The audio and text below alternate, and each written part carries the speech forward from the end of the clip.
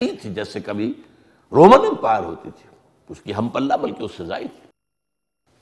بہرحال اب یہ بھی بیمار ہو چکی تھی، اس بیماری کے نتیجے میں پھر آخری جو اختتام ہوا ہے عالم اسلام کو فتح کرنے کا، وہ پہلی جنگ عظیم پچھلی صدی کی، جس کے بعد سلطنت عثمانیہ نسیم منسیہ کہاں ہوتی تھی پتہ ہی نہیں،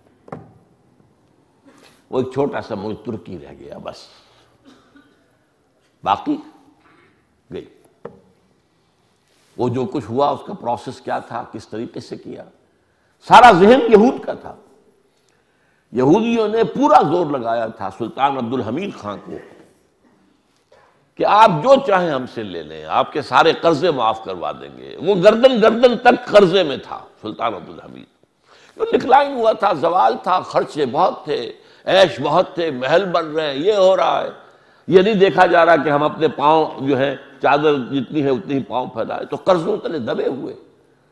اب زوال جو ہوتا ہے، جیسے بڑھاپا آیا تو ہر طرح کی بیماریاں بڑھاپے میں آ کر زور کرتی ہیں، تو ان کو رشوت دی گئی کہ آپ کے سارے قرضے معاف کر دیں گے، یہ کر دیں گے، وہ کر دیں گے، یہ کر دیں گے، وہ کر دیں گے، آپ ہمیں فلسطین میں آباد ہونے کی اجازت دے دیجیے۔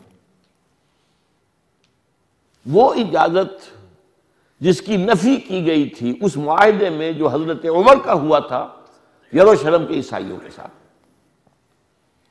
یروشلم کے عیسائیوں نے ہینڈ اوور کیا تھا یروشلم کو حضرت عمر کو بغیر جنگ کے۔ وہ ایک لمبی بات ہو جائے گی، اس کا پس منظر کیا، بہت ہماری تاریخ کا خوبصورت واقعہ ہے، لیکن اس میں انہوں نے یہ شرط لگا دی تھی کہ آپ یہاں پر یہودیوں کو آباد نہیں ہونے دیں گے۔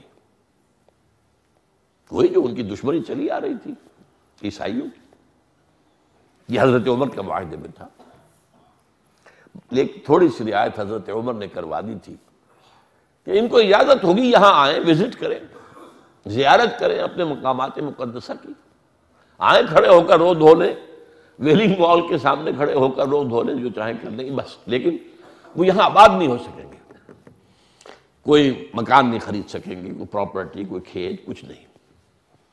تو سلطان عبد الحمید خان نے جواب دیا کہ جو معاہدہ عمر کا تھا میں کسی قیمت پر اس سے ہٹنے کو تیار نہیں۔ تب انہوں نے سازش کروائی، اور سازشی ذہن ان کا، وہی میں نے کہا تھا کہ اگرچہ جینیس ہے، evil genius, first world war انہوں نے کروائی، اور اس کے نتیجے میں آپ کو معلوم ہے سلطنت عثمانیہ ختم۔ عربوں کے اندر عرب نیشنلزم کے بیج بو دیے، عرب یہ کون ہوتے تم پر حکومت کرنے والے، وہ اردے ٹو رول یو، اٹھ کھڑے ہو۔ شریف حسین والی مکہ غدار اعظم، جس کا یہ پڑپوتا اب بھی بیٹھا ہوا ہے جارڈن کے اندر، اس نے بغاوت کی ہے اور ترکوں کے خلاف۔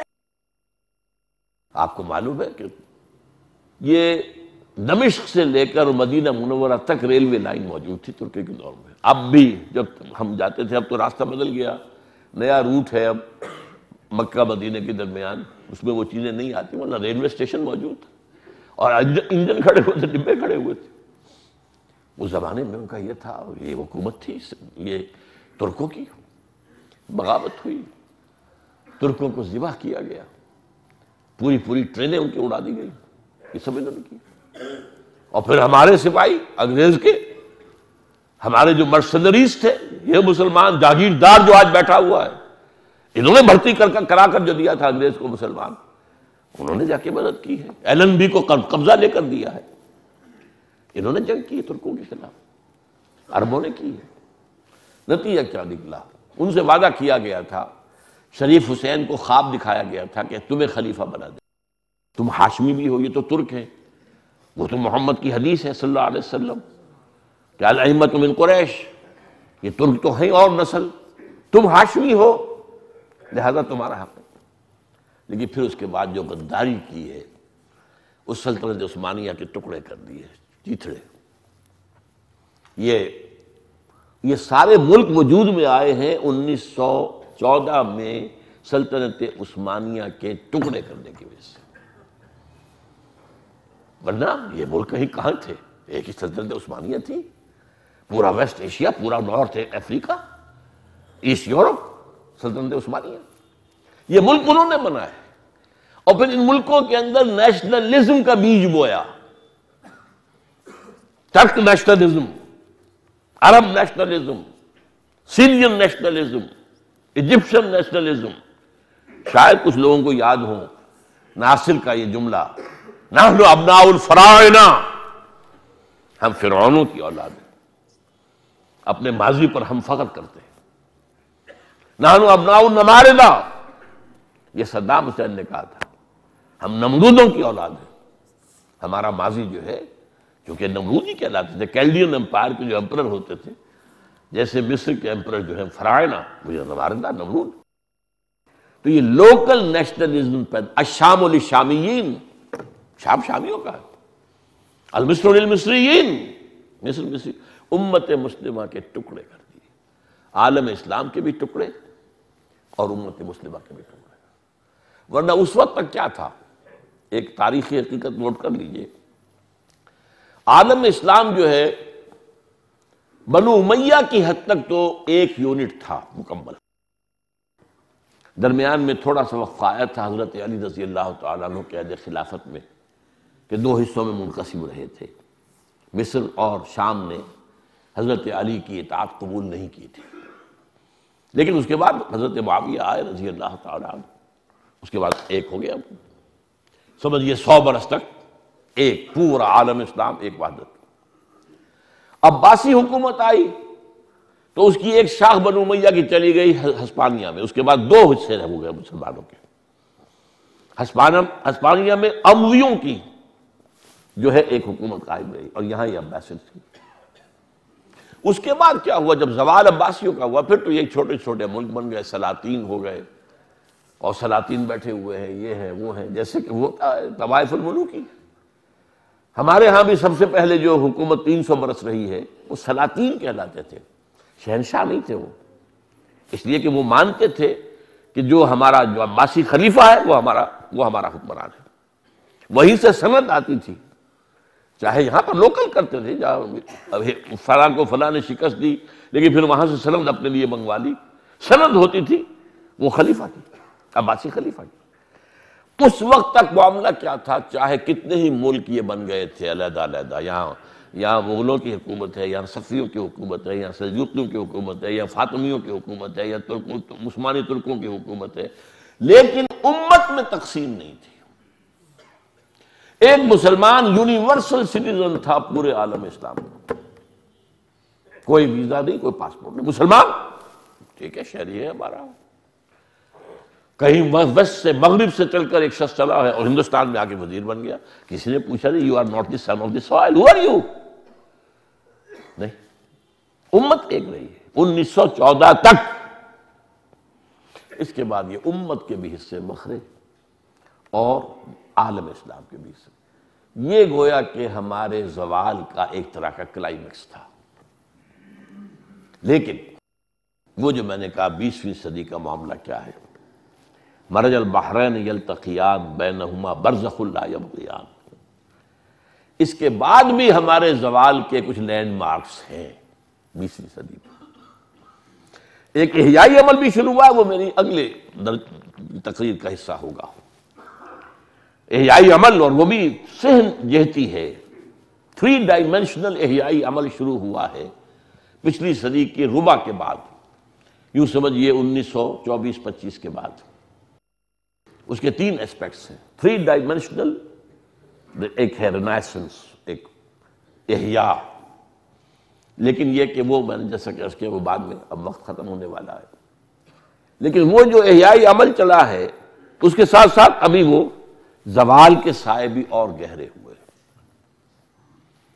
سب سے پہلا لینڈ مارک بڑا ہمارے زوال کا وہ میں ذکر کر چکا ہوں، 6 days وار آف 1967. 6 دن کی جنگ تھی اور 3 ملک.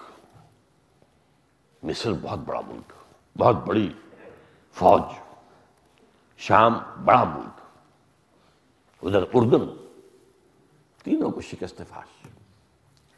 ایسی ذلت، ایسی ذلت، ایسی ذلت جو تاریخ اسلامی میں شاید کہیں آپ کو نظر نہ آئے.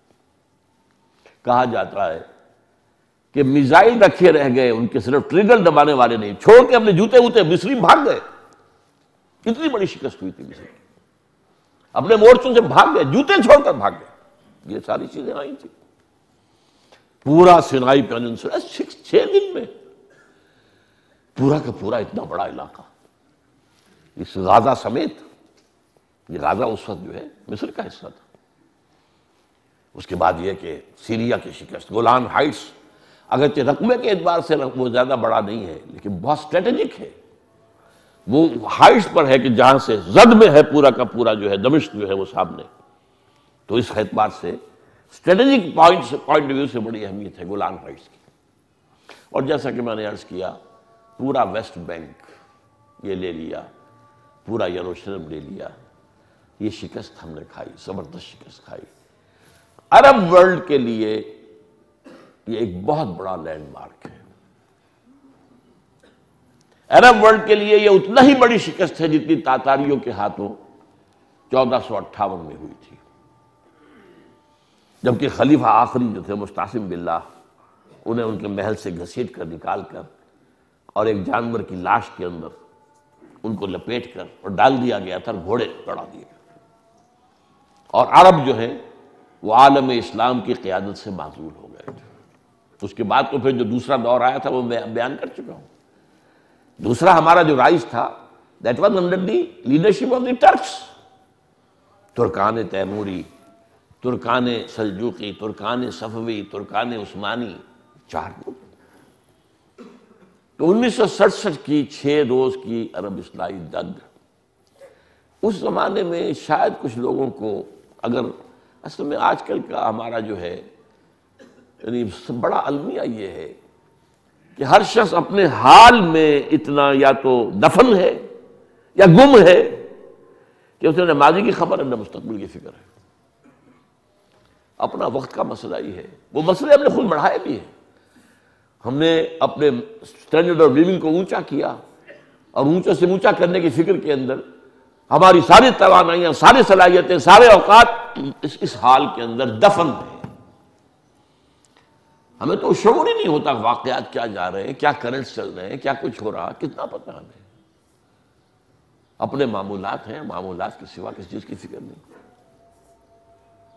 ورنہ یاد کیجئے اس وقت عالم عرب میں پاکستان کی بہت بڑی جو ہے عزت اور تکریم ہو گئی تھی ایک دم، کیونکہ 1965 میں پاکستان نے بھارت کی طاقت کا مقابلہ کر کے اسے روک دیا تھا. اپنے سے 5 گنا بڑی طاقت. ٹھیک ہے وہ فتح نہیں تھی ہماری، لیکن یہی فتح تھی کہ روک دیا ان کو، دفاع کر دیا اس کی عزت پاکستان کی. اور خاص طور پر 1967 میں جو عربوں کی ذلت ہوئی ہے تو ظاہر بات ہے اس کے حوالے سے اور پاکستان کا مقام اونچا ہو گیا. یہی ایک قوم ہے، یہی ایک ملک ہے. ہمارا تو حال جو ہوا وہ ہم نے دیکھ لیا 6 روزہ جنگ کے اندر. عرب تو کھوکھلے ہیں، جانے نہیں. لیکن پاکستان واقعتاً یہ ہے کہ انہوں نے کر کے دکھایا ہے، بھارت کا مقابلہ کیا ہے، بھارت کا حملہ روکا ہے. اور جو اتنا یقینی تھا بھارت کے لیے فتح کر لینا لاہور کو کہ بی بی سی میں ٹیلی ویژن پر دکھا دیا گیا فال آف لاہور. ہماری کوئی یہ واگا کے آس پاس سے جہاں کچھ فوجیں ان کی آگے بڑھ کے آ گئی تھی کیونکہ ریزسٹنس کوئی تھی نہیں. پھر وہ اس چکر میں پڑ گئے کہ یہ معاملہ کیا، کوئی ریزسٹنس ہی نہیں ہے، کوئی مقابلہ ہی نہیں ہو رہا ہے، کوئی ہمیں روکنے والا ہے ہی نہیں. ہمیں خیال ہی نہیں تھا کہ ادھر سے حملہ ہو جائے گا.